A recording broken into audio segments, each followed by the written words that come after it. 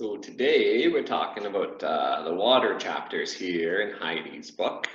I'm definitely going to go slower than I did last Thursday when I did the whole overview. I was trying to pack it all in to give you all the different chapter overviews, and especially that chapter 7 there where it gets a little out there with working with energy. One story I didn't relate from last Thursday about working with energy is positive intentions in the garden. And I am a big believer in that. I do think that having positive intentions in the garden makes a difference. If not for anything else, but perhaps your own energy and therefore your own output and thoughtfulness of what you're doing, and mindfulness, maybe that's the word I'm looking for, of what you're doing in the garden. And having a positive energy and positive outlook is definitely, I think, a good thing to be having in the garden. Now, last year, no, this is going back 2 years. 2 years ago, we were working with a group, and I'm trying to remember their name. It's escaping me. Claire, are you online? Are you here? What was that group that we were working with? Maggie was her name. They have a center here in Fredericton. Oh, wasn't that just last year? No. Was that last year? I thought that was 2 years ago. Was it? Okay. I don't remember. Anyway, there was their intention was to lead us through some chanting, and in particular, they were talking about doing a 21-day meditation in one part of our gardens in particular, and trying to monitor this and seeing if there's any difference. Unfortunately, this project kind of fell apart a little bit in the later days, and that meditation never really happened. But super interesting. It would have been interesting to see if there was any difference. They claim there is supposed to be lots of difference, but that's all more about energy in the gardens. Okay, I'm gonna go jump into the working with water now. So like I said, I'm gonna go a bit slower here. If you have any questions, we'll probably won't make it through all of our slides, and that's just fine. I will share all this material with you. I meant to do this already this morning, but haven't got to it yet, but I will share this all with you as soon as I have an opportunity to. So here we are, working with water. We're looking at this Working with Nature book, Shifting Paradigms by Heide Hermery. Some context. I mentioned this last week, that there is no such thing as pure water in nature. Simply does not exist. Water is always a carrier of other substances, whether those are solids or liquids or gases within the water, or other living organisms that water carries with it. Water movement, some of this will be a bit of a review there from last week, but water movement within an ecosystem is an interplay between the water itself and the soil, which has a wicking effect from the water, and gravity, which helps with that wicking effect, living organisms, air temperature, or air and temperature.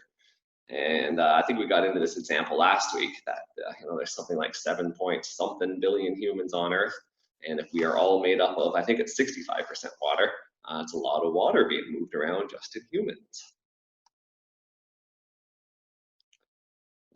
So whenever water moves through an ecosystem, there is always something that comes along with it, whether it's intentional or not. Sometimes this can be a good thing, and from what I understand, since moving to Atlantic Canada here, floodplains in this area are considered to be very rich agricultural lands. However, those floodplains, especially given the last couple of years of flooding that we've had, it's easy to pollute when the river overfloods and brings in a whole bunch of contaminants from people's sewage beds and from effluents coming out of different factories and whatnot. Sometimes those floodplains can be very rich or can be very polluted.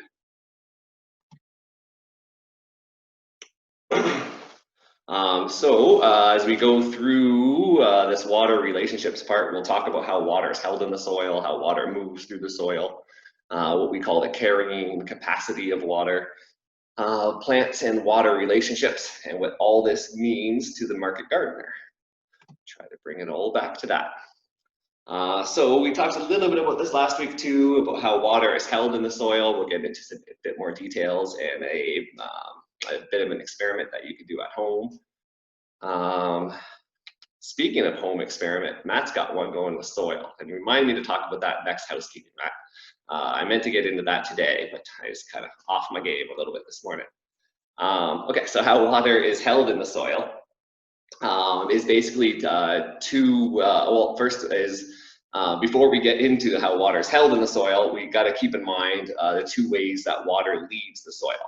And that's due to gravity and the water going downwards, or due to evaporation, and that it moves water upwards, whether through the soil surface and just evaporating from the soil, or whether indirectly through plants. And that, plants will take up the water, and then eventually it evaporates as they exhale it through their stomata on the bottoms of their leaves.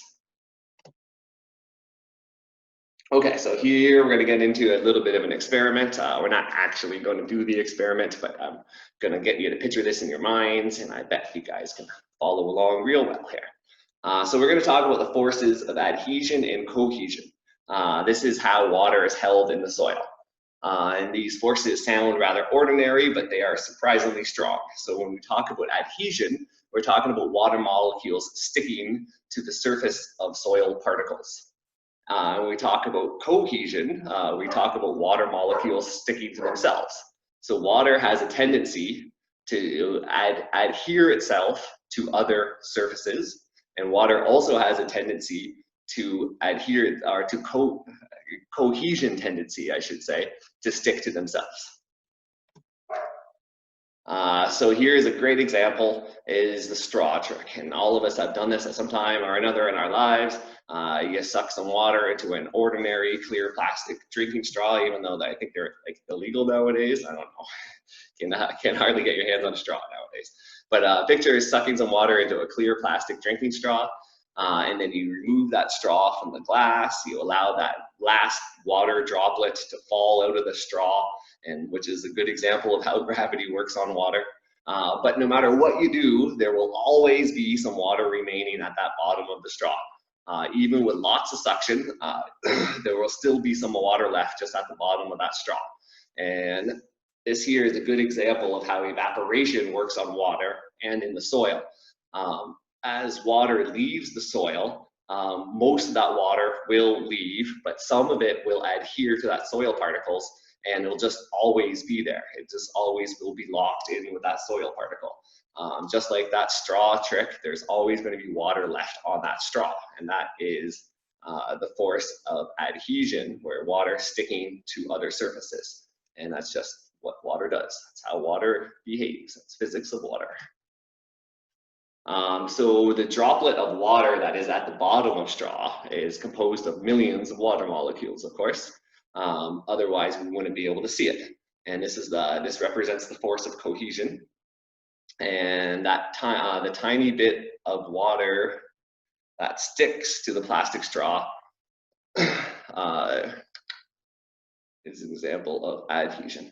Okay, so yeah, so what I'm saying here is there's both cohesion and adhesion that happens here. There is some cohesion where there is water sticking to the sides of the straw, and there's adhesion where more water molecules are sticking to the water that's sticking to the side of the straw. So both adhesion and cohesion is happening in that straw trick. No matter what you do, the gravity and evaporation is never going to be enough to completely remove all that water. And that's exactly what happens in the soil too. Even on a very dry day, that bed looks extremely dry, there is still water in that soil, but it's just locked up in that soil particles. And we'll talk about the significance of that in a few minutes. Another example, this here is more of the force of cohesion, is the pot lid on a counter trick. And many of you probably have experienced this already. If you put a nice flat, if you have a nice flat countertop, this is particularly effective on a marble countertop, and you just have a small puddle of water on that countertop, and then you put a nice flat lid on top of it, and the lid's got to be flat, it can't be a rounded lid.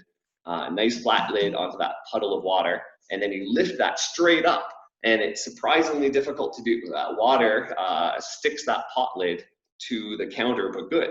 And that's an example of the adhesion effect of water. That's water molecules wanting to stay together. And it feels like there's a suction effect that happens. So regardless of a soil type, on a microscopic level, there's always lots of spaces between the soil particles. And if you have a sandy soil, there's even more. If you have clay soil on the opposite side of the spectrum, there's less of those spaces, those pores, but they're still there. There's still lots of pores in a clay soil. There's just way more in a sandy soil. Here's a list of soil textures that begin with the largest pores, that's your coarse sand, and go all the way down to your smallest pores in the soil, and that's heavy clay. Sandy soils have much more pores than heavy clay, and therefore they drain much quicker than clay soils. Makes good sense. So when water enters the soil, it's going to coat all of those particles, whether you're talking sandy particles or clay particles or silt, loam, whatever it is, water is going to coat all of those particles.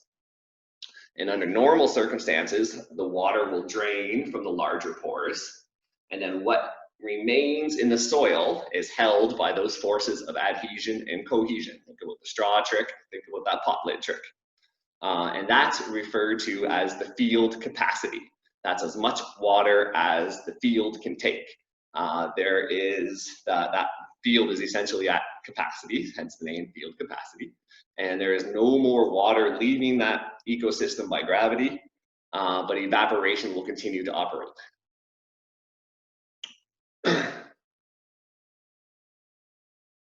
So that, yeah, that's a saturated field. So the water has been allowed to drain from the largest pores of either whatever soil type you have, and whatever is left is called the field capacity.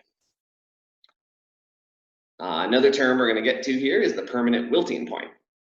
So evaporation continues to operate until the force of adhesion within the soil is stronger than the force of that evaporation. Much like that straw trick where you allowed the water to drip out, that was the force of gravity, and then you sucked in through the straw, that is acting like the force of evaporation, but no matter what you do, there's still going to be a little tiny bit of water at the bottom of the straw. And in this case, with evaporation and gravity doing their thing, there's still going to be a tiny bit of water remaining in those soil particles trapped there. But the plants are not able to take up any more water from the soil. That water that is trapped between the particles is literally trapped. And that is what's called, or is what referred to as the permanent wilting point. And clay soil has a much greater adhesion force. That is, it hangs on to that water much more than sandy soil. So sandy soil, the water will drain out real quick and evaporate out real quick. And sandy soil reaches that permanent wilting point much quicker than the clay soil will. However, with the clay soil, it looks moist on the surface, but water is locked into those clay particles, and no water is available to the plants. Even though the soil, the clay soil will look considerably more moist than the sandy soil, once they hit the permanent wilting point, there is no water available to the plants. You know, the sandy soil will look remarkably more dry than the clay soil, but the same effect on the plants. There will be, we're at that permanent wilting point, and there is no more water available to plants.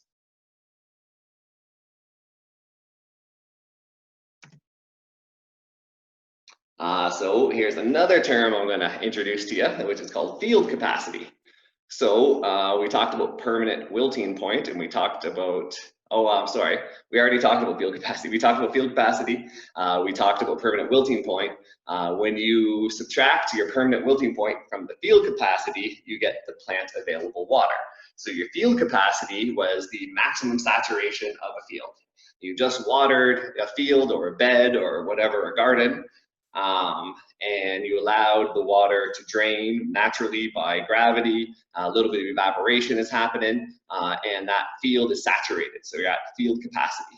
And the difference between, and then whereas on the opposite end of that, you have the permanent wilting point where there is no more water available to your plants. So if you can figure out what your field capacity is and that permanent wilting point, that the difference there is your plant available water. the difference between being completely saturated and having no water available in your field. That's your plant available water. Okay, so bringing this theory into practice here. So if you have, say, a 50% clay soil, which we can call a high clay soil, there is only 35% of that water is going to be available to plants, because that clay soil is going to hang on to that remaining 65%. And that's what I was saying, that clay soils can look moist, but no water is available to those plants. You're at that permanent wilting point. Even if it's 65% saturated, you're still at that permanent wilting point. But if you have a low clay soil, say a 5% clay soil, then 53% of that water is available to the plants. And then the rest of it gets hung on into the soil. Now, on the surface here, it looks like that the low clay soil is going to make much more water available to the plants. However, the high clay soil still has more than twice of the plant's available water than the low clay soil. Does that make sense? You guys following that one?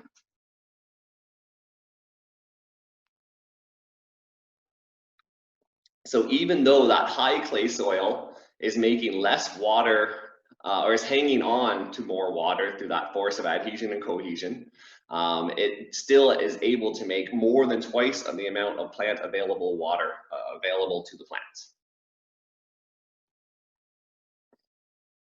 Because the low clay soil is going to drain so fast due to the effect of gravity. So there's definitely some advantages to having some clay soil. Which has been a challenge over here at Hayes Farm, but I think it's a welcome challenge. I am enjoying working with my clay soil here. Okay, so again, trying to bring this back from theory into practice here. What does this all mean when you're actually out there in the field doing your work? This means that clay soils will need to be watered more thoroughly, but less frequently.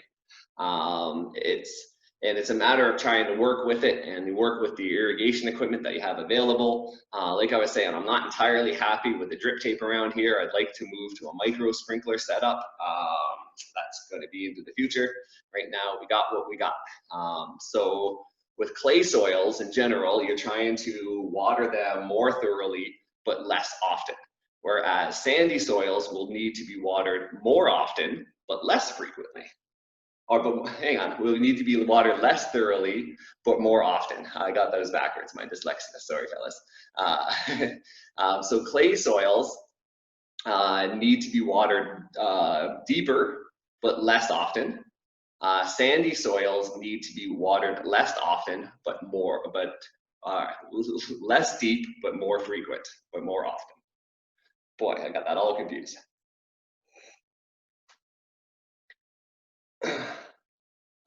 With clay soils, it's often difficult to strike the right balance between having the right air balance in your soil and the right water balance in your soil. You overwater your clay soils, your plants aren't going to have a lot of oxygen available. It's difficult to do and takes some tweaking. Sandy soils, a lot of the water is often lost to gravity due to drainage of the sand. The large size of sand particles. Okay, so up to this point, we are kind of contrasting clay soils versus sandy soils, just for that extreme kind of contrast. But rarely, when you're out into a garden or any kind of ecosystem, rarely is the soil ever made up of just one soil type. And that's why we like to do that soil profile. And we find those different layers of soil as we go through the soil profile. So a question here is, what happens if you have, say, sandy soil on top of a gravel layer? How would that influence the movement of water? And then the other question is, what happens if some clay enters into that mix? What happens to that then? A lot of folk we'll put rocks or gravel at the bottom of a pot, say, in order to improve the drainage. But, come on now.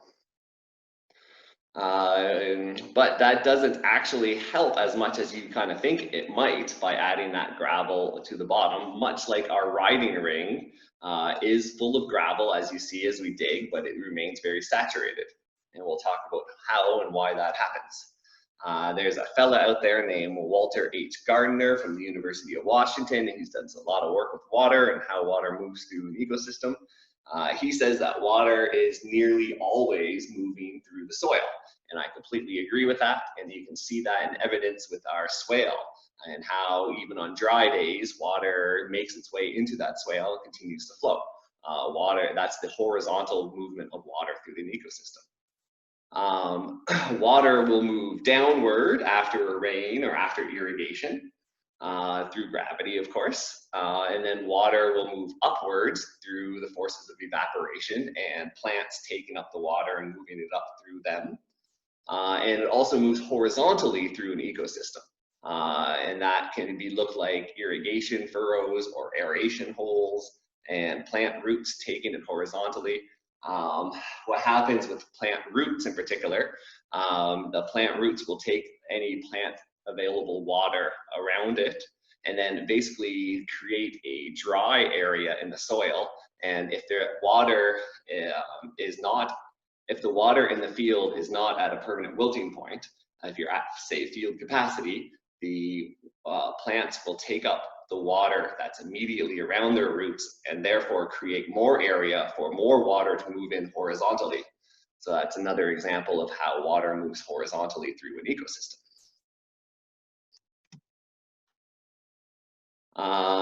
He goes on to say that the two major forces that move liquid water through soil pores are gravity and adhesion. Water continues to move until those forces balance, until the force of adhesion becomes greater than that force of gravity, just like that straw trick we were talking about. However, this is where I'm getting into the different soil layers and that the effect of the gravel in our hoop house. Different soil layers will slow the movement of water, and the size of the soil pores will affect how that water moves, of course, just like we were talking about clay versus sand. The fine pores, such as clay soil, will slow the water movement down, but water will continue to flow in all directions, just slower. Now, stratified soils, that's when you have those different layers of soil on top of each other. If you have sandy loam on top of gravel, on top of clay, it's been noted that stratified soils, when you have those different soil layers, they tend to hold more water for plant use than uniform soils.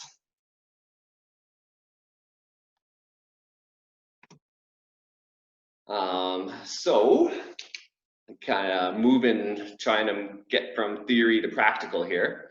A clay layer, which has very fine pores, resists water flow. Water will pass through the clay, but the penetration is so slow that the water table will often build up above the clay, so onto the surface of the soil, because the water can't penetrate through that clay fast enough. So that, as you can imagine, if you're adding water to clay soil and it's not draining fast enough through the clay, what's going to result is pooling or puddling or running off. If you happen to have a lighter textured soil above the clay, say some sand or sandy loam or whatnot, that lighter textured clay soil above the clay is going to get soggy and swampy and basically become quicksand, and you're going to be able to or when you walk into there, it's going to suck at your rubber boots and it's going to try to take your rubber boots off your feet, and you kind of see that happening at the farm. We do have different layers of clay in our soil. When we dug a soil pit here, we saw that we had different types of clay on top of clay, and our clay gets saturated in different parts, and then the water kind of puddles and pools on the top and becomes quicksand, basically. So another example here is what happens if you have a fine layer of sand over a coarse layer of sand. What happens then is water passes through that very fine layer of sand, and then it stops at that coarse layer of sand until that fine layer is almost completely saturated. And only at that point, when that fine layer is completely saturated, does the water start to move into that coarse sand. So if you picture that, you have two different layers of sand, and somebody might have added that into a pot because they thought, oh, this is going to improve drainage so much by having this coarse sand underneath this fine sand. But what actually happens, the physics of it, is as you add water to the top, that fine layer of sand absorbs all of that water. None of it gets down to that coarse layer of sand until that fine layer of sand is completely saturated. And only then does it move down into that larger pores of the coarse sand. It kind of goes against a bit of logic, but man, you can see that exactly happening out on the riding ring and how the riding ring gets saturated. The fine sand will hold, this is a neat little stat, the fine sand will hold as much as 2 or 3 times more water when there is coarse sand underneath it. So if we had just a pure pot of fine sand, it would run through so much quicker than if we had this example here with the coarse sand underneath the fine sand, which I find just super fascinating. There's some pictures, some really neat pictures in the Heide Hermery book. They're in black and white. They didn't photograph, or they didn't copy so well, but anyway, if you want to pick up the book, there's some really neat pictures on page 51 that shows exactly this kind of process. I'll have that book around at the farm in another week time. Okay, so Walter H. Gardner here, he also talks about his vertical mulching experiment, where he cut deep channels into the soil and then filled it with chopped organic matter as a way to try to infiltrate water into his soils. And he noticed that if the channels remain open at the surface, as in your mulch is open and visible and not covered with another layer of soil, that mulch will transmit water deep into the soil, mainly by gravity. But if the channels are covered with a layer of soil, water, just like our previous example here, water does not enter that mulching channel because it's under negative pressure, and it's moving only through the force of cohesion. So that top layer over top of that mulch layer needs to completely saturate first, and water will flow over it, as a matter of fact, until it's completely saturated. And only at that point will water move into that channel, which I find just a completely fascinating aspect of how water works in an ecosystem. So you think you're opening up these big drainage channels by doing this mulching experiment, and it does work as long as those mulched areas are open and all the water can enter that and be forced downward through gravity through the mulch.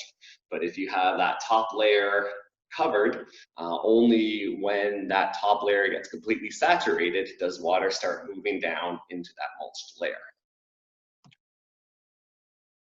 Okay, so this here, I was kind of getting ahead of myself earlier. This here now relates directly to our riding ring situation where the hoop house is. So if you have a gravel layer under a fine textured soil, usually folks think that this will improve the drainage. However, in this circumstance, the fine soil needs to get extremely wet before it freely drains into that fine textured soil. Much like our fine sand example, where that fine sand held 2 to 3 times as much water as it normally would because it had coarse sand underneath it, this fine layer of soil over top of a gravel layer needs to get extremely saturated before it starts draining into that gravel layer. So by placing a layer of gravel into the bottom of a container, we think it will drain that water or that container much nicer, much easier, but actually causes the soil above it to hold more water than it normally would. Now this both can be good and bad. This could be advantageous to us. Say if you're doing a container garden and you have large buckets that you're trying to grow, say, tomatoes in out on a balcony. Balconies tend to be windy, they tend to get a lot of sun, and those buckets can dry out very fast. So if you did this, if you layered your soil up accordingly, just like we're talking about, it could actually allow that bucket to hold more water than it normally would. But it could also be a bad thing because it can lead to soil compaction and lack of air to plants because that soil is going to be completely saturated until it does allow some drainage. So yeah, you got to be aware of both kind of sides of it.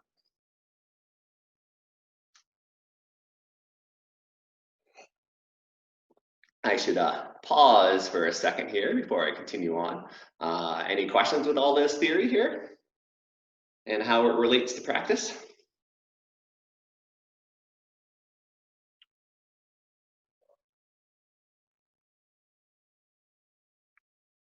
Okay, I'm going to continue on then.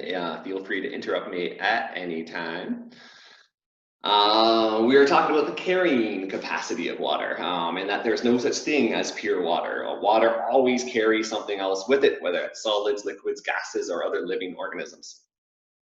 Raindrops, of course, are made up of water molecules. Those water molecules have condensed onto solid particles in the air.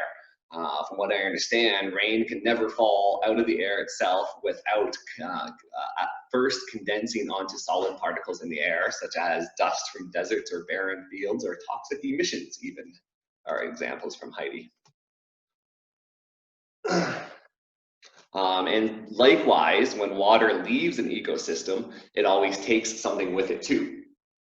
Whether that's organic matter or mineral soil or nutrients or organisms. And it can be as small from as like microscopic size or to large boulders if you have enough water force and wildlife. During the floods, when were those floods? I don't know, I remember hearing some floods in the southern states that literally carried alligators with it into town.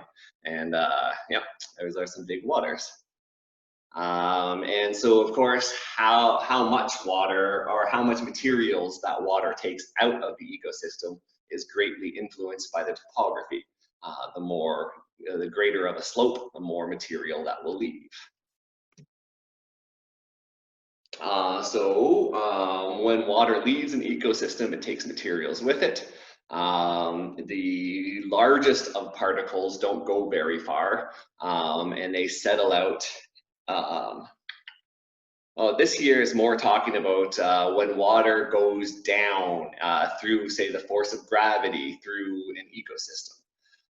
And so as water goes down through soil, it is going to take soil particles with it, and those soil particles will settle out into distinct layers within the soil. We call those layers horizons, and there was a class a while back, I had a picture of soil horizons up where the very top layer is usually your humus layer, then you have your topsoil underneath it and your different soil horizons underneath that. When you dig a soil pit, which we did on the farm last year, especially when we had that berm and swale dug, and especially when we dug the well, we dug a good like 10-foot soil pit that was done with an excavator. You're able to see all these soil horizons. And at the farm here, it looks like we got like clay on top of clay, maybe like silty clay on top of a heavier clay, but basically we got a lot of clay.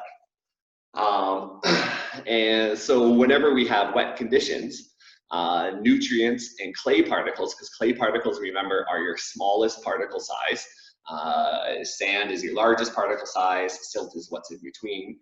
But whenever we get a good rain event and that rain percolates down through the soil due to the force of gravity, it's going to bring down soil particles with it, and typically clay particles because they're the smallest, and they are going to travel downwards in the soil horizon.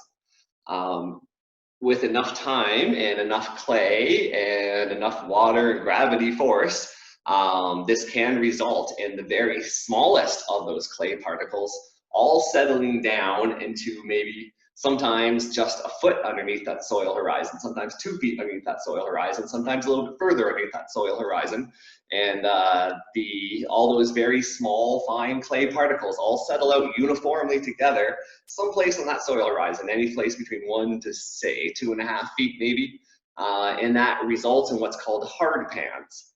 And that's why I like to bring out that big subsoiler hook on the BCS tractor to try to break up any hard pans that happen on farm, because we have lots of clay soil and we are very likely to have those hard pans. And those are the areas typically on the farm where we're going to have pooling water and those quicksand type areas. So one way to get around those hard pans is, like I was saying, with the subsoiler on the BCS tractor.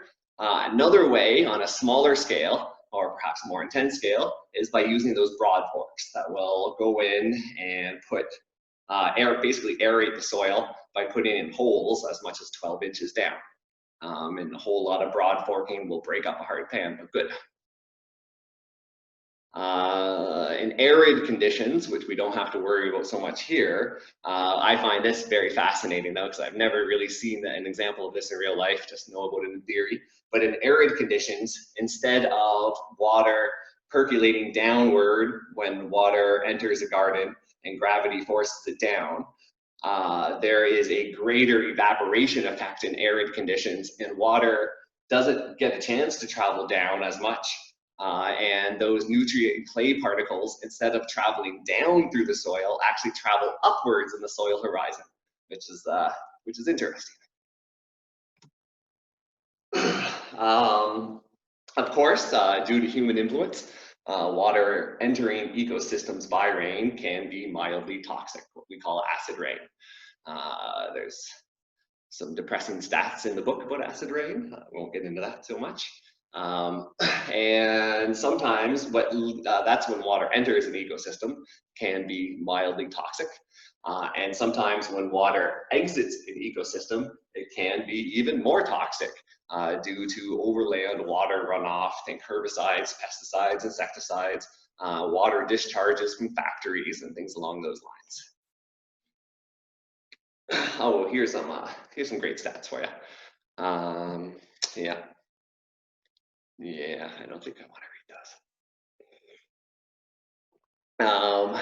I spent a summer and fall in Tennessee once upon a time. Gorgeous, gorgeous streams all over the place. Tennessee, when I was down there, I found out was untouched by glacial activity, because glaciers never got that far. So that area, that land has been untouched for like millennia. Some gorgeous streams, beautiful terrain, but you couldn't swim in any of the streams back there because they were all unsafe for swimming, from being polluted mostly from cattle runoff, and it's a shame. Yeah, here's some more depressing stats. I think I go over these quick because I think this is a lot of the reason why we're all here in the first place. I think we're already sold on this. Oh, more depressing stats about pharmaceuticals. That's good. Pharmaceuticals and water. That's nice too.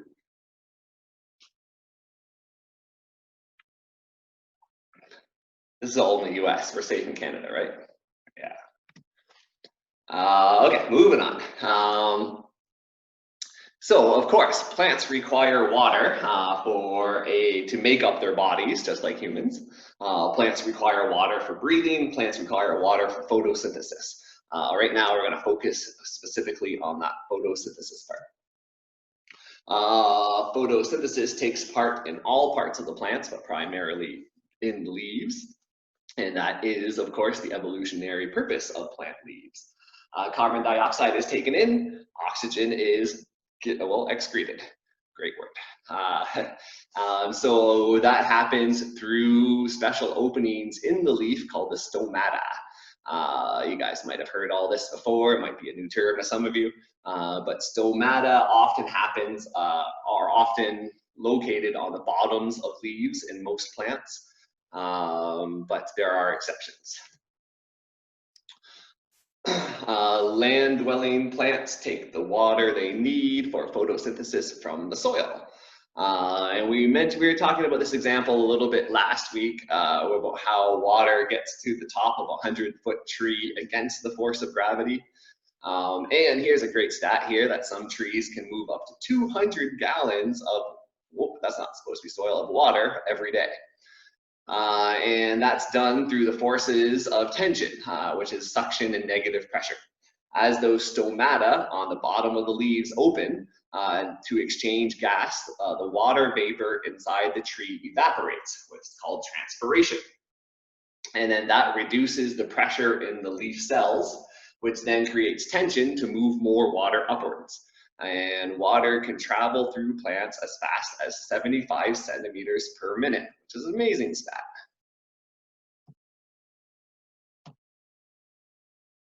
And of course, another effect of transpiration of a big tree is the cooling of the plant. As water evaporates from the plant tissue, it absorbs heat from those tissues and dissipates it into the surrounding air. And this is a reason why plants require more water as it gets warmer. In low humidity and arid light conditions, wind will of course increase the evaporation from plant leaves. And any moisture that leaves the plant in an arid, low humid condition is almost immediately swept away by the environment. Plants, of course, have developed all sorts of different physical and metabolic processes to conserve water.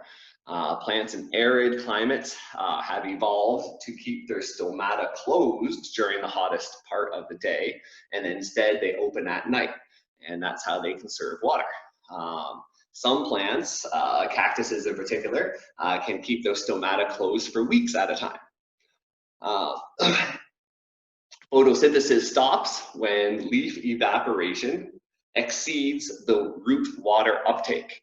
So if there's not enough water for the roots to take up, the stomata will not exhale that water because the plant needs that water.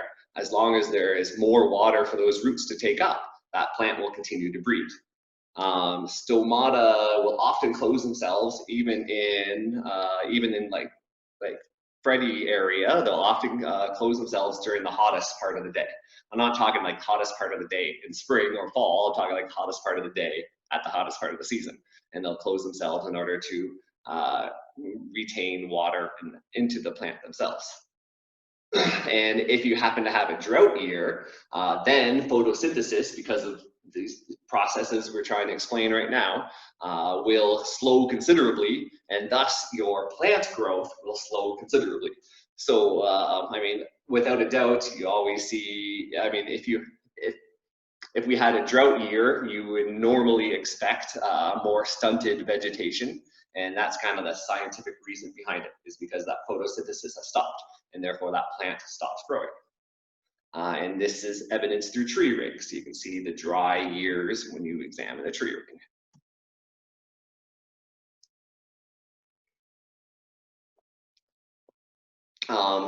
And so still talking about the different evolution of plants here. Some plants have evolved so that water still leaves plants even when the stomata is closed.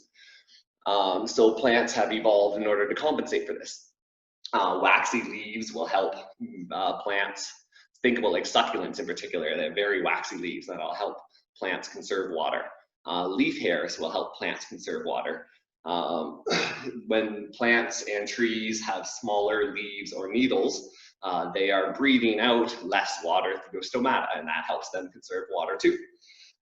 Different colors on the plant will reflect heat, and that will help them conserve water. All of these things are designed to help conserve water. And some plants, of course, have developed special water storage structure, such as modified leaves or roots. Think about like a watermelon, for example. And plants have developed all sorts of different root systems to help them with water. Some trees have extremely deep roots that travel as much as 100 feet deep to tap into deep reservoirs of water far below the soil surface. Cacti, on the other hand, will have extremely shallow roots so that it can absorb any morning dew that it can get in the desert. And most plants, of course, use a combination of shallow and deep roots. I was having a conversation with a few of you about germination and germination of seeds, and how seeds will not germinate until they hit the right soil temperature is one of the ways seeds have evolved. And so no matter what the conditions are, if it's still 5 degrees cooler than that seed likes to germinate, it's never going to germinate. Likewise, if that seed does not receive the moisture conditions it likes, it probably will not germinate either. And an example here is what's called the super blooms in the California desert. They're happening more frequently nowadays, which is interesting with climate change and whatnot. But once upon a time, California super blooms were known to happen only once every 5 or 6 decades. And seeds would just sit in the soil and just wait until the right moisture conditions were met, and then all of a sudden the desert would just bloom, which is very interesting to me. And they can wait for decades in the soil.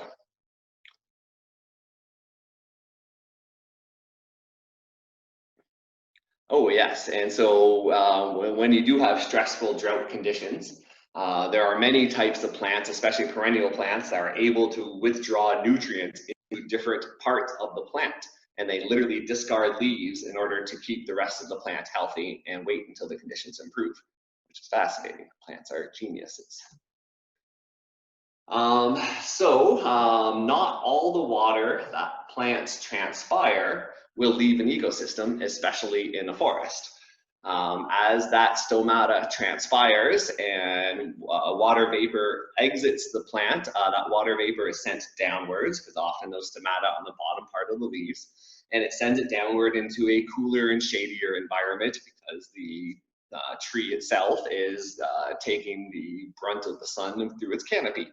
And so as that stomata transpires the water vapor, it's sent downwards into a cooler and shadier environment.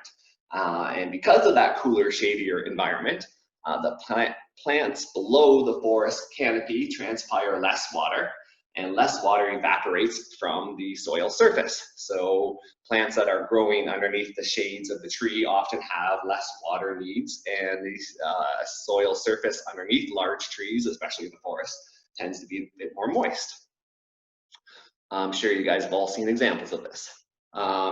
It's been demonstrated that tall trees extract water from the lower soil strata and then excrete it into the soil surface. So not only are they transpiring water that they're taking in from the upper part of the soil, but they're also digging into huge reservoirs underneath, deep into the soil, and bringing that water up into the ecosystem.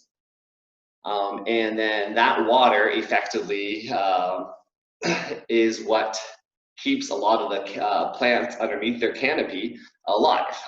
So here's a stat here about some plants in the underneath the forest canopy deriving 60% of their water needs from the taller trees above them. Fascinating how that all works. So that is an example of a forest ecosystem. But the same thing works with shorter vegetation.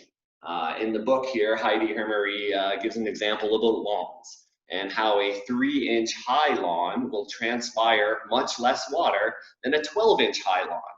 That 12 inches of grass will have way more stomata available, or way more surface available for stomata, and therefore will transpire much more water than a 3-inch high lawn.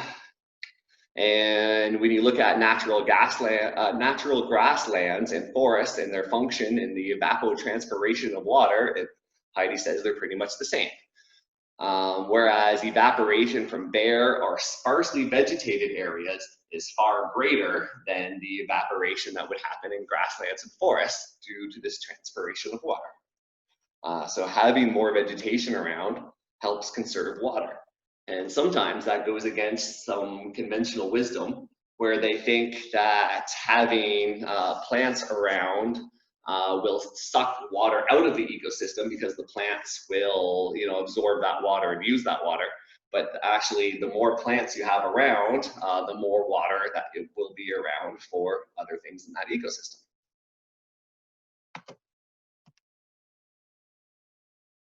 In addition to, plants are also able to attract water into that ecosystem. Not only are they drawing up water from deep below the soil surface in the case of big trees, and not only are they shedding this water to plants and organisms underneath them, but they're also able to attract water into an ecosystem. And in one example, of course, is morning dew, when water condenses on cooler plant leaves than the air temperature, and on coarse surfaces of organic debris on the soil surface. Plants will absorb some of this water directly through its leaves, and some of it drips off of the plant onto the soil surface, helps out all the microorganisms in the soil, and then some of it's re-evaporated into the ecosystem as temperature rises throughout the day. However, if you have a situation where you have no cool surfaces available on which that water from the air can condensate on, such as plants, then the water vapor remains in the air and then eventually turns into precipitation, and it leaves the ecosystem.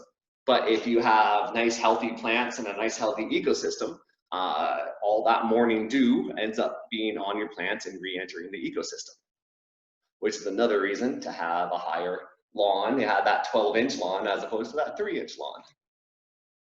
All right, so you know, it's one thing to talk about morning dew and say that, you know, that it does make an effect, but really, how significant is that condensation effect? Heide lists a couple of studies in her book. There's one study in India and one study in China. The study in India was measuring a greenhouse roof, and in this case, it was 124 square meters of a greenhouse roof, and they determined that it collected 9 liters of water per day off that greenhouse roof. Not a huge significant amount of water, but something, especially in an arid area. In China, they were playing around with condensing mesh, we'll call it, which is basically a big man-made spider web, is what that looks like. And they had a 3,600 square meter mesh up, and that was capturing 10,000 liters of water per day from mountain fog, which is amazing, which is approximately 3 liters of water per square meter of netting. So that is certainly a significant amount of condensation. That's a big condensation effect. Here is an estimation for a leaf surface of one large street tree. Picture that in your head. And the estimated leaf surface of just one tree is upwards to 1,000 square meters. And so that's a lot of surface for dew to collect in the air. And then you got more leaf surfaces underneath that of whatever is growing underneath that tree, even if it's just grass. Okay, so bringing this all back to the market gardener, what does this all mean? For consistent, reliable yields, of course, it's critical that our plants and fields receive an appropriate amount of water. Too much water results in living soil organisms not receiving enough air. That water, especially in the soil itself, that water will displace the air, and then you can end up with anaerobic conditions, and where it suffocates plants and microbes in the soil. And as we talked about before, anytime you have anaerobic conditions in the garden, it can create plant diseases, it can create different alcohols and phenols and different stuff in the soil that plants just don't like. I have seen examples of anaerobic soil on the farm, and I could probably show you an example out in field 3 too at any time. You can do some poking around in some wetter areas, pick up the soil, smell field 3 soil. In some areas, it smells downright soil because we sour because we have some anaerobic soil conditions. So if you have too much water, you're risking not enough oxygen in your air, or not enough oxygen in the soil. If you have too little water in your ecosystem, then your living organisms cannot grow and multiply as they should. Oh, this is good. We're going to bring this back to transplanting plants. So let's think about when we transplant plants. If we have a coarse soil, such as potting soil is typically not even made up of soil. Sphagnum, peat moss, compost often goes into potting soil. And that's very coarse material. It drains very readily, very thoroughly, which is what potting soil is known for, and that's why people buy it. So if we have a pot if we have a plant in a pot that has been grown in potting soil, and then we're putting that out into the field. And ideally, we're going to pop that plant out of that 4-inch pot. The plant roots is holding on to all that potting soil and keeping it into one block, we're going to say. And then we put that block of potting soil with all the roots holding it into a field of heavy clay. And then that potting soil, essentially in that heavy clay, can become a mini bucket. And when it waters, that clay, which is resistant to absorbing water quickly, will basically fill that potting soil up. That it creates a little bucket inside that soil. Depending on the plant that we're growing, this could be a good thing. If it's a water-loving plant, it's going to love all that water coming in. If it's not a water-loving plant, it might not do very well at all in that kind of circumstance. And vice versa, if we used some clay, say if we just used our garden soil for potting soil, and we grew some plants just in our own garden soil in that 4-inch pot, and then we went to go take that 4-inch pot plant and put that into some sandy soils, the sandy soil might drain that water so quickly around that clay soil pot that plant may never hold enough water ever to support that plant, because that sandy soil around it drains too quickly. So that's something that we got to consider when we're transplanting plants. And we can also consider about what happens if we move soil into a different area. We bring in, such as our load of topsoil that we are expecting to receive today. If we bring in, so sometimes in some circumstance, especially in a backyard circumstance, maybe not so much on a farm, but in a backyard circumstance, if you have some heavy clay soil in your backyard, thought that you might have is, hey, what I'm going to do is I'm going to bring in some coarse sand in order to mitigate this heavy clay sand. And as a matter of fact, if you're going to do that, you'd be looking at buying something that they call sharp sand. And it is sand that if you looked under a microscope, it's sharper than other sand, and it can cut into clay soils. And that is a technique some people use to mitigate clay soils, is they import sharp sand. However, if you are going to import soil into an area, it's super important to thoroughly incorporate the two soils. As we were talking about with those different soil layers, it could result in a case where you got to saturate one soil layer completely before it goes down to the next soil layer. So it's important to thoroughly incorporate two soil layers if you're going to import more soil into an ecosystem. What you don't want to do is simply lay the coarse sand on top of the clay soil. Yeah.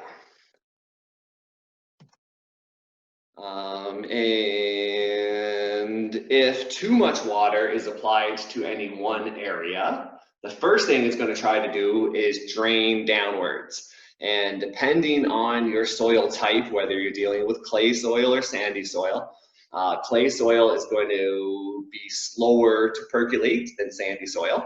But eventually you're going to hit a saturation point on either.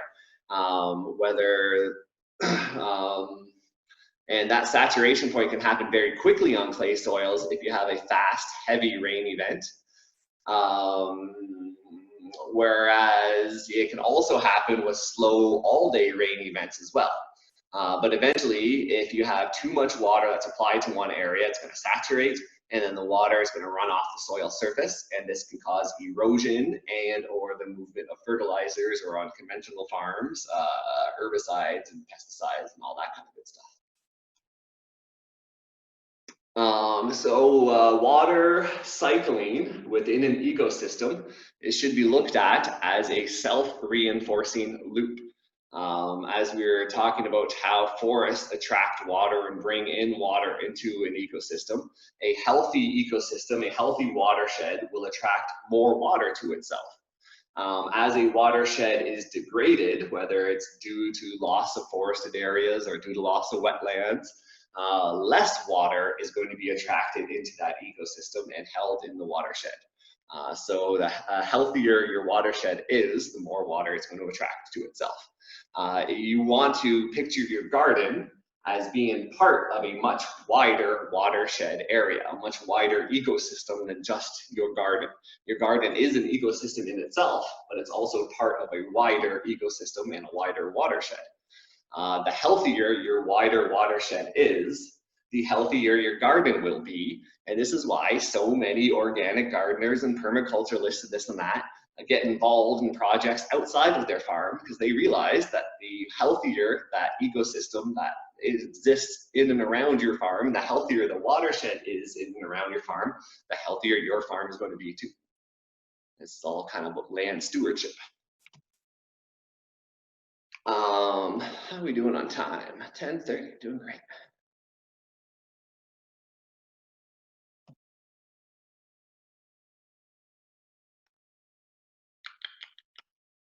Come on now. Okay, drainage trenches. Let's talk about drainage trenches. In agriculture, often a drainage trench is a gravel-filled ditch with a drain pipe at the bottom. Well, sometimes different spots, depending on what you want to do. Sometimes it's at the bottom of a gravel-filled ditch, sometimes it's at the top of a gravel-filled ditch. Back to our buddy Walter H. Gardner here from the University of Washington. He tells us that water will only flow into that drain when the surrounding soil around it is totally saturated. So this here is, oh yeah, so okay, in this example, this here is an example. If you have a drain pipe, you dig a trench into a field. This is typical here in agriculture. You dig a trench into a field. You lay a plastic perforated drain pipe into that bottom of the trench, and then the top of that trench is then filled with gravel. So Walter tells us that water will only flow into that drain after that gravel is completely, totally saturated. No water will flow into that drain unless an impermeable layer causes an accumulation of water above it. So that drain that's in the soil, you need something hard underneath it in order for water to flow into that drain. So a drainage pipe, typically in agriculture, needs to sit on top of an impermeable layer of either clay or something anyway. Yeah, we'll get more into that in a second. Hang on to that one. I'm gonna skip past that. This here is interesting. So yeah, there's more, more depressing stats here about agriculture and water usage and this and that. But these here are some interesting numbers, just about how much water is required to produce different products in agriculture. Something to think about. I like that loaf of bread one. I don't know exactly how these numbers are derived at for both irrigation and processing. So yeah, it's interesting. 1 kg of potatoes, they say, needs 500 liters of water, which is crazy. There's more on that in the Heide Hermery book if you want to dig into those numbers a bit further. So ecosystems function because they have the capacity to collect and store water. Ecosystems should be looked at as a can be looked at as a communal water collection and storage device. The soil itself will hold water. The soil formations will hold water. Living organisms will hold water. They're made up of the water, essentially. Multi-storage vegetation, we talked about this, moves water from deep within the earth and reduces the impact of raindrops and collects condensation from the air. Temperature changes cause water to change from liquid to gas and back. And air through humidity can hold a large amount of water, and the topography of an ecosystem holds a large amount of water through lakes and streams and ponds and rivers. So if we want to have sufficient water in our gardens, we're working with all of these same natural processes, everything that we just talked about here. We're looking to increase the organic debris in our soil. We can change the topography by digging some ditches. We can influence the living organisms in our garden in order to manage some of the water issues in our garden. Temperature and air, humidity, we don't have so much of an influence over. But we're working with those same natural processes if we want to have sufficient water in our gardens. This here chapter gets into lots of specifics about how to collect, store, and drain water. We'll see if we can touch on some of those here yet. And then they get into some examples of how to supplement water into your garden ecosystem.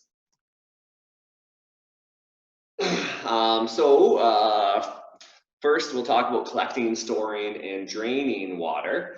And why are these all grouped together? Because we often don't get the rain when we need it.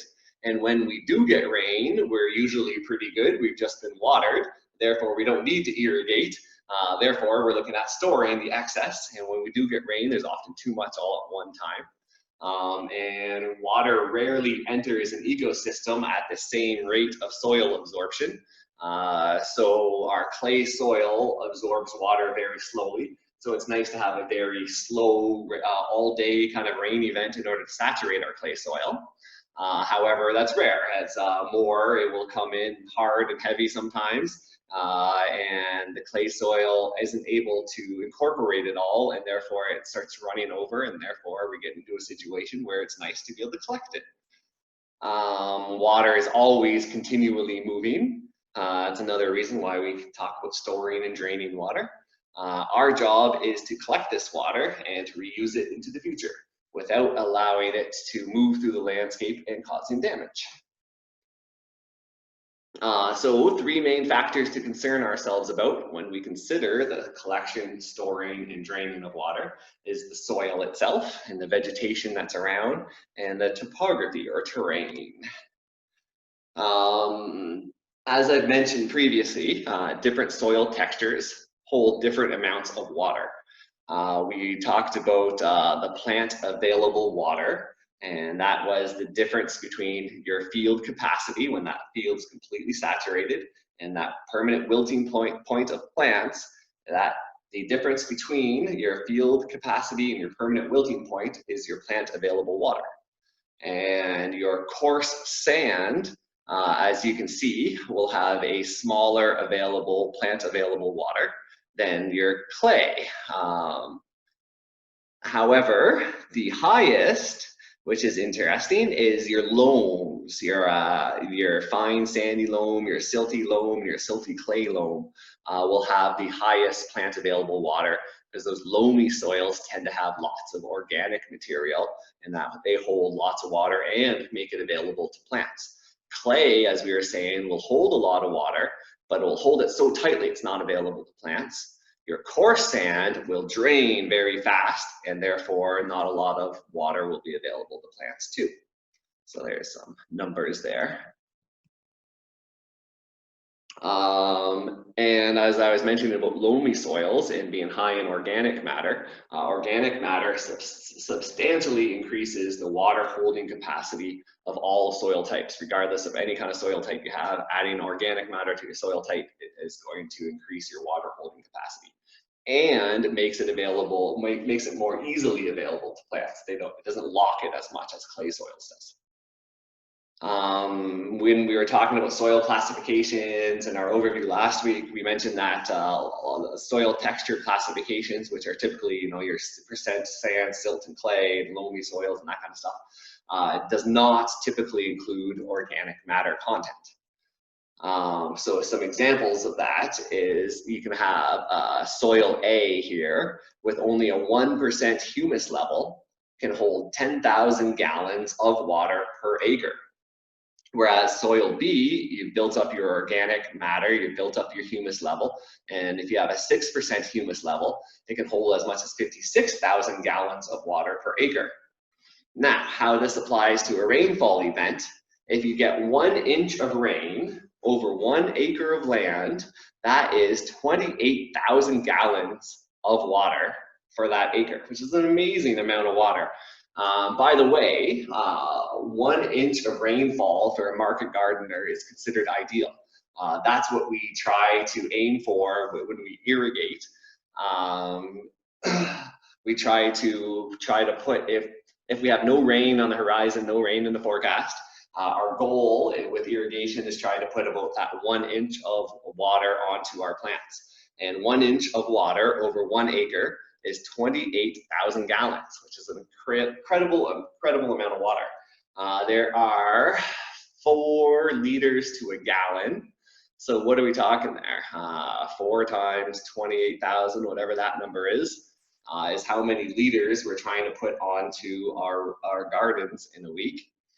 Each one of our irrigation tanks holds 1 cubic meter, 1 ton of water, which is 1,000 cubic meters of water.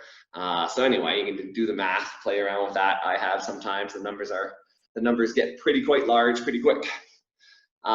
So here, back to our example. Sorry, I went off on a little tangent there. Back into our example here.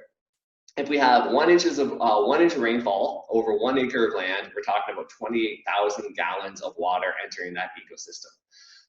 With our soil examples here at that top, soil B can easily hold that 28,000 gallons of water. They can hold twice that much.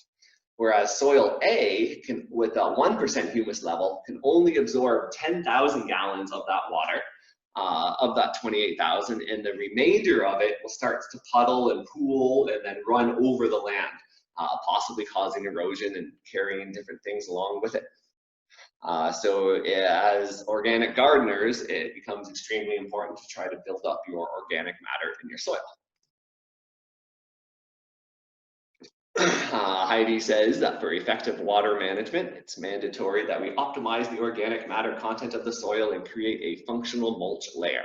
And that's what we're trying to establish with the addition of all that straw mulch that we apply every fall and hangs around all season. By employing appropriate soil management practices, we automatically increase our water supply to the ecosystem. Any vegetation cover affects the water holding capacity of the soil. And this here is a reason why we went around and seeded red clover all over the place. We're trying to establish more vegetation cover and a favorable vegetation cover. Of course, nature will provide and put up all sorts of weeds that will send down seeds, or all sorts of grasses with their twitchgrass roots that rob our plants, our garden plants, of nutrients. We don't necessarily want that type of vegetation, not right next to our gardens anyway. In other places, it's fine. So we are trying to establish our red clover cover crop around our gardens. That is going to provide, that's going to fix nitrogen and make more nitrogen available in our soil. That's a function of the red clover. And at the same time, that red clover will increase the water holding capacity of our soil. So here we got some stats from a conventional corn operation that was started out doing regular tilling as per usual, and then switched over to a no-till system. Here you can see the different amounts of precipitation that enter the ecosystem throughout these 3 different years. And then they measured runoff before using no-till and runoff with using their fall till system. The no-till system left more vegetation on the soil surface, which then slowed down and was the ecosystem was able to collect and store its own water without the humans having to do it for it. Whereas with a ecosystem where they were tilling and not leaving any vegetation, there was much more runoff that happened over top of the land because there wasn't enough things to hold the water in place. And as you have probably observed, everywhere you go, and usually in a healthy functioning ecosystem, the ground is almost always covered with vegetation. It's only after extreme events such as landslides or earthquakes or wildfires that you would have bare soil. And even after that, that disturbed area is almost always immediately colonized by plants. Usually it's tough, undemanding wild plants that starts out first, and then they stabilize the soil and hold down water that allows a succession of perennial vegetables. perennial vegetation, and then those perennial vegetation then prepares that soil by increasing the organic matter through generations of growing and dying, and it will increase the water holding capacity of that soil too, which then makes it suitable for shrubs, and then out of the shrubs then trees start to grow. And that's typically how nature will recover herself after extreme events.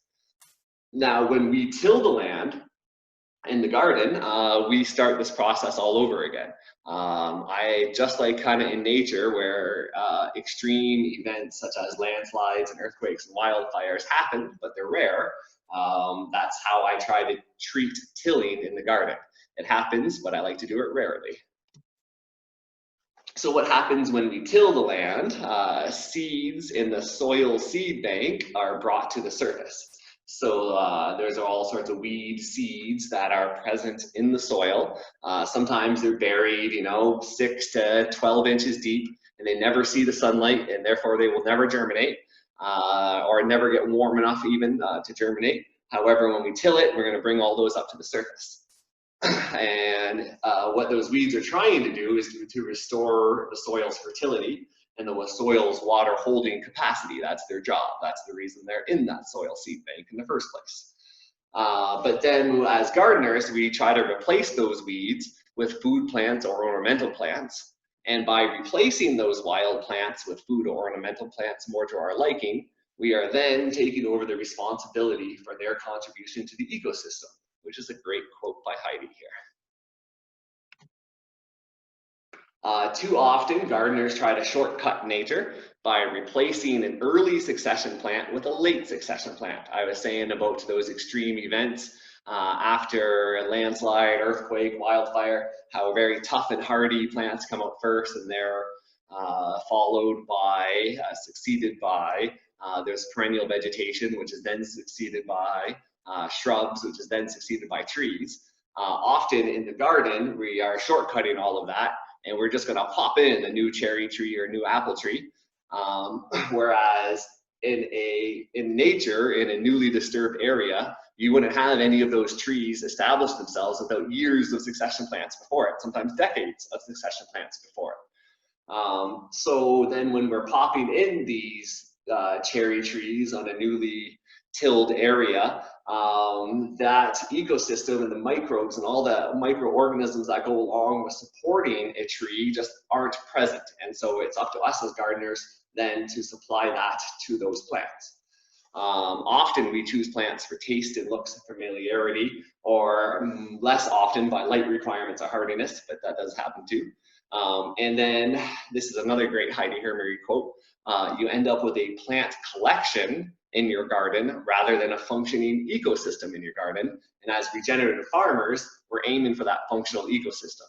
We want an ecosystem that we don't have to get in there and do all those work of the different organisms that should be present. Those, the decomposers, the fungi, the grazers, and all those different things in an ecosystem.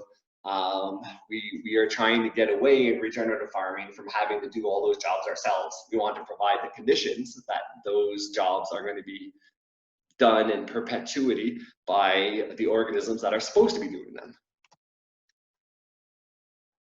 Too often in North America, we're growing plants that are brought in by settlers. And of course, these crops aren't always suitable for our climate, but have always been traditionally profitable, so farmers will continue to grow them. It's kind of what the market demands, and therefore that's what the farmer is going to grow. Often these crops that are brought in require far more water and fertilizer inputs than the wild native plants in the area. Native plants that we all should be eating, such as the dandelions, the lamb's quarters, and wild amaranth and sunchokes. But we remove them in order to grow our European or Asian type plants. And again, that puts more work on the gardener to try to meet the demands that these plants need, whereas our native plants have all of their needs met for the most part, usually in a healthy ecosystem. Heide says that only from a financial perspective does it make sense to grow apples in cool season vegetables in hot climates or water-loving crops in the desert. Yet this happens every single day for the sole reason of profit. You can think about strawberries in California or apples being grown in South Africa. Heide says that the great aquifers in central USA are nearly empty. And what happens after that? That we will need to change the crops and the way we grow our crops quickly.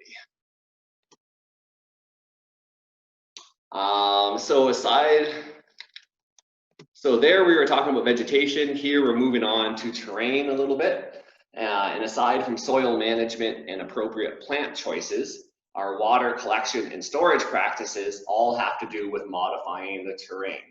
Heide talks about modifying the terrain and by making terraces, by making ponds and dams, by making cisterns or buying in cisterns, by making swales and berms. Another way we modify the terrain, by creating ditches and drains and culverts.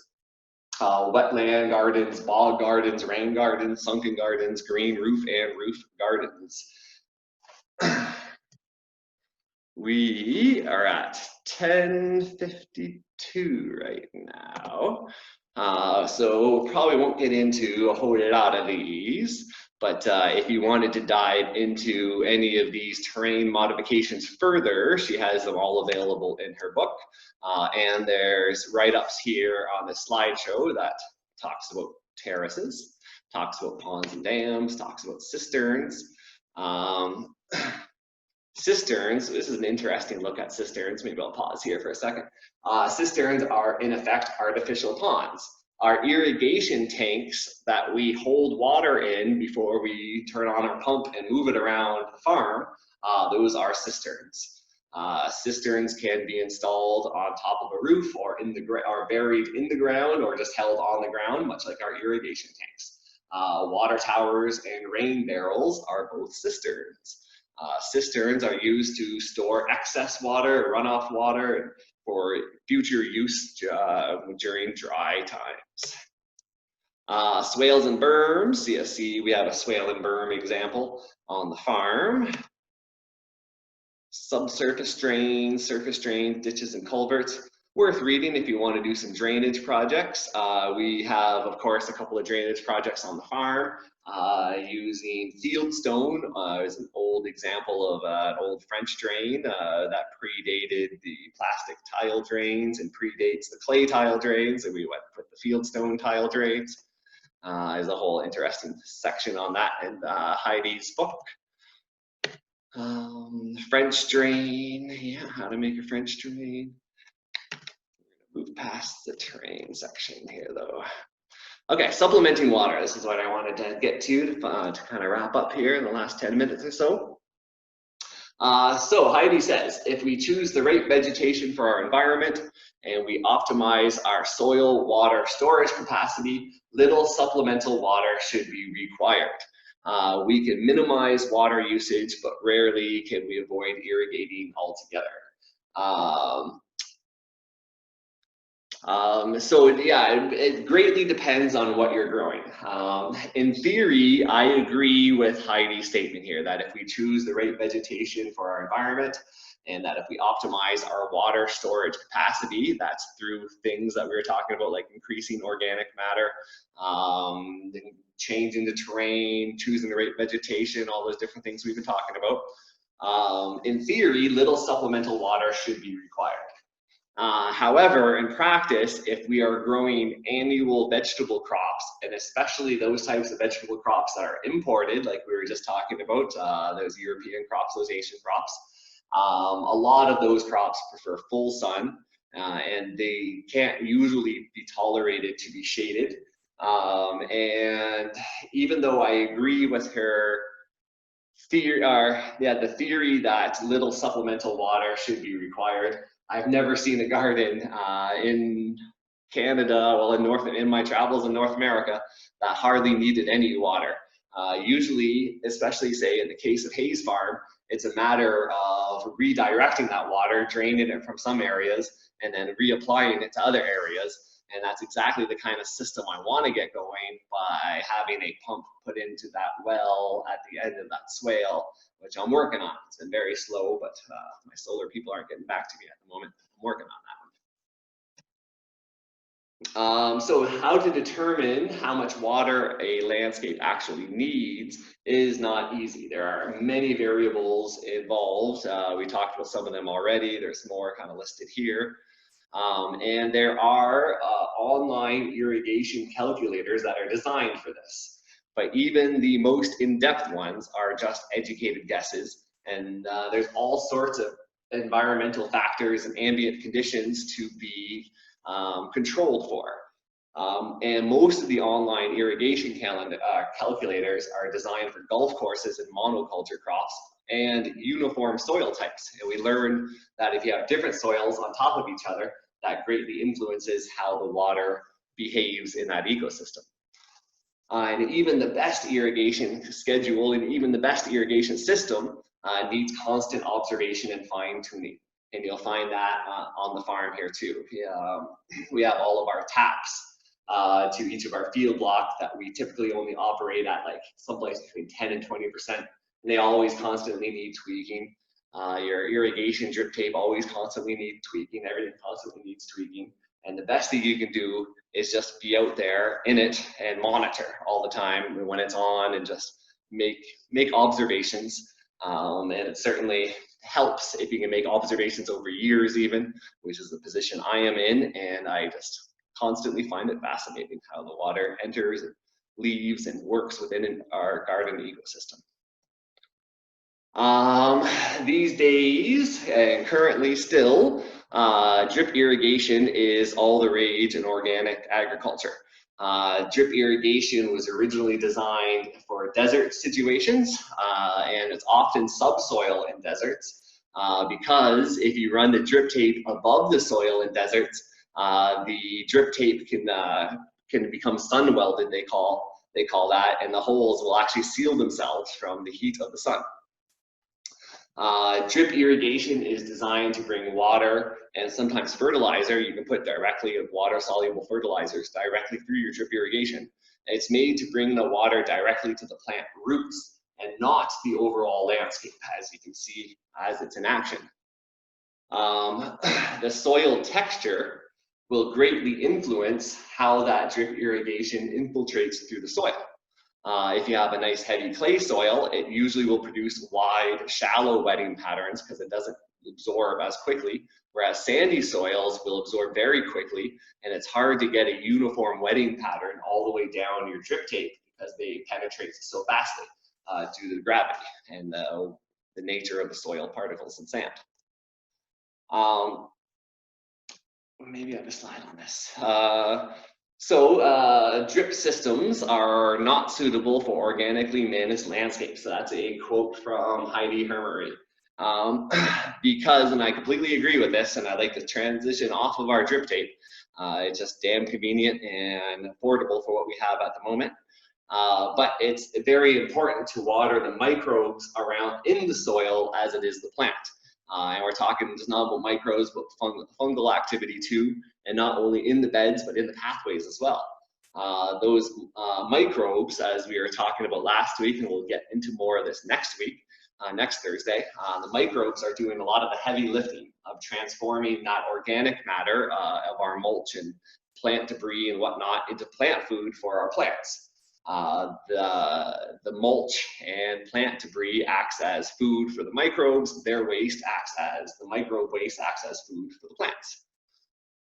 As we withhold water from the general landscape and only apply it to directly to the roots of the plants that we're growing in our beds, the wider landscape starves and then weakens our plants and basically weakens the ecosystem, really.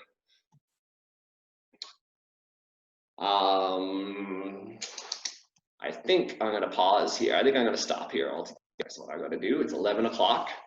I will share all of these slides with you. We got through most of them. There's only a few more yet, and I skipped over other ones, but if you ever want to take a look at, I'm going to share these with you, and you can review them at any time on your own time. I wanted to pause though and see if there's any questions with any of the material that we have presented. And of course, in exactly 1 week's time, this book will be available in the farmhouse. Anybody can borrow it. Yeah, lots of stuff. Water, it's good. I like to revisit this yearly. It gets me back